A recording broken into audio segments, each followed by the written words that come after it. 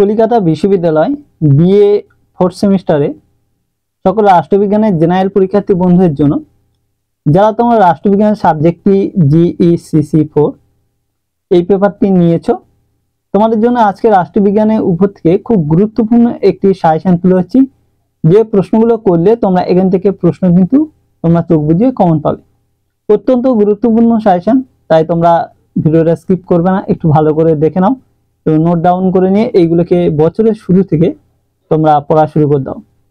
কারণ এই প্রশ্নগুলোকে যদি তোমরা বছরের শুরু থেকে তৈরি করে নিতে পারো তাহলে কিন্তু এখান থেকে সমস্ত প্রশ্ন কমন পাবে, আর ভালো মতো লিখতে পারলে কিন্তু তোমরা যথেষ্ট কিন্তু ভালো কিন্তু রেজাল্ট করতে পারবে। তো সেই জন্য বলবো যে প্রশ্নগুলোকে তোমরা ভালো করে কিন্তু বছরের শুরু থেকে তৈরি করো, পরে করবো এরকম না ভেবে শুরু করে দাও।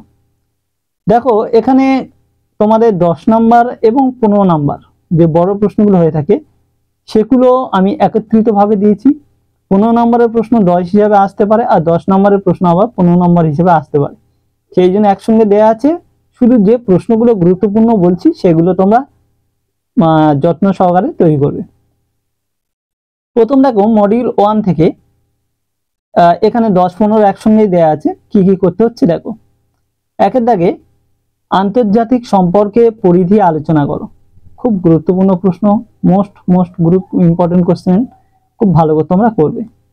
দ্বিতীয় প্রশ্ন, প্রথম ঠান্ডা যুদ্ধের বিভিন্ন পর্যায়গুলি আলোচনা করো। তারপর এই প্রশ্নটি খুব গুরুত্ব সহকারে করবে, খুব গুরুত্বপূর্ণ প্রশ্ন, সবাই গুরুত্ব দিয়ে করবে। 3 দাগে J.A. টিগনার আন্তর্জাতিক রাজনীতিতে কিভাবে নারীদের অংশগ্রহণের ন্যায্য দাবিকে পেশ করে, এটি তারপরে খুব গুরুত্বপূর্ণ প্রশ্ন, খুব ভালো করে কিন্তু তোমরা তৈরি করবে। 4 দাগে কেনেথ ওয়ালজ এর নয়া বাস্তববাদী তত্ত্বটি আলোচনা করো। তারপরে এই প্রশ্নটি, এটাও তোমাদের খুব গুরুত্বপূর্ণ প্রশ্ন, খুব ভালো করে করবে। 4টে পরপর গুরুত্বপূর্ণ প্রশ্ন তোমাদের হয়ে গেল। এবার দেখো 5 দাগে তোমাদের আন্তর্জাতিক সম্পর্কে আলোকে নয়া উদারবাদের গুরুত্ব আলোচনা করো। তারপর এটি করবে, এটাও তোমাদের খুব গুরুত্বপূর্ণ প্রশ্ন। 6 দাগে দ্বিতীয় ঠান্ডা লড়াইয়ের ক্ষেত্রে দাঁতাতের বিবর্তন বিশ্লেষণ করো। তারপর এই প্রশ্নটি করবে, তারপর এই প্রশ্নটিও তোমাদের খুব গুরুত্বপূর্ণ প্রশ্ন। 7 দাগে আন্তর্জাতিক সম্পর্কের ক্ষেত্রে জটিল পারস্পরিক নির্ভরশীলতা তত্ত্ব আলোচনা করো, খুব গুরুত্বপূর্ণ প্রশ্ন। অথবা দিয়ে দেয়া আছে, এটা ঘুরিয়ে আসতে পারে প্রশ্নটি, বহুত্ববাদী দৃষ্টিভঙ্গি প্রবক্তা হিসাবে রবার্ট কোহেন এবং জোসেফ নাইয়ের তথ্য বিশ্লেষণ করো।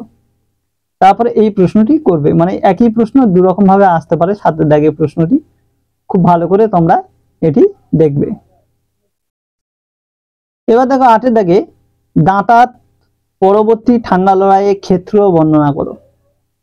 দাঁতাত পরবর্তী ঠান্ডা লড়াইয়ের ক্ষেত্র বর্ণনা করো।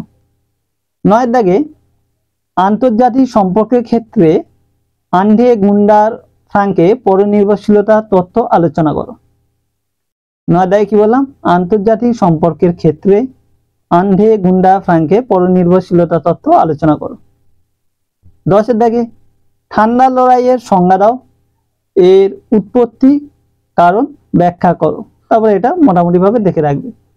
তবে প্রত্যেকটা প্রশ্ন যেভাবে দেয়া আছে, যেগুলো ভিভিআই লেখা আছে, খুব ভালো করে করতে হবে।